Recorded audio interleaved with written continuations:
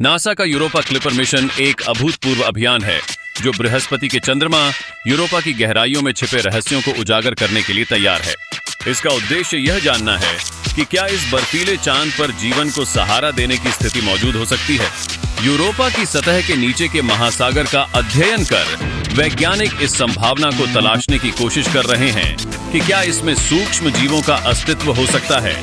यह मिशन लगभग 630 million kilometre की यात्रा करेगा, जिसमें विभिन्न गुरुत्वीय स्लिंग शॉट तकनीकों का उपयोग किया जाएगा।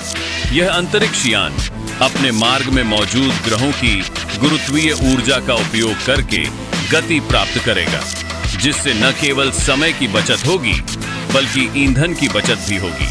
यह एक इंजीनियरिंग चमत्कार है जिसे 2024 में लॉन्च करने की योजना बनाई गई है और उम्मीद की जाती है कि यह 2030 के आसपास यूरोपा तक पहुंचेगा। यूरोपा क्लिपर की विशेषताओं में आधुनिक उपकरणों का एक बेड़ा शामिल है, जैसे कि उच्च रिजोल्यूशन कैमरे, स्पेक्ट्रोमीटर, रडार और पार्टिकल एनालाइजर। ये उपकरण चंद्रमा की सतह और उसके नीचे के महासागर का विस्तृत नक्शा बनाने में सक्षम होंगे। इससे वैज्ञानिकों को वहां की दरारों, ज्वालामुखी गतिविधियों और रासायनिक तत्वों का अध्ययन करने में मदद मिलेगी। मिशन से प्राप्त डेटा यह समझने में भी महत्वपूर्ण होगी कि क्या यूरोपा पर सूक्ष्म जीवों का अस्तित्व हो सकता है।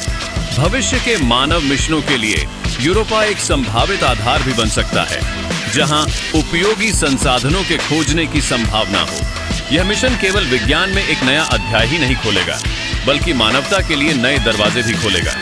यूरोपा क्लिपर मिशन न केवल तकनीकी और वैज्ञानिक दृष्टिकोण से महत्वपूर्ण है, बल्कि यह हमें जीवन की संभावनाओं के बारे में भी सोचने पर मजबूर करता है।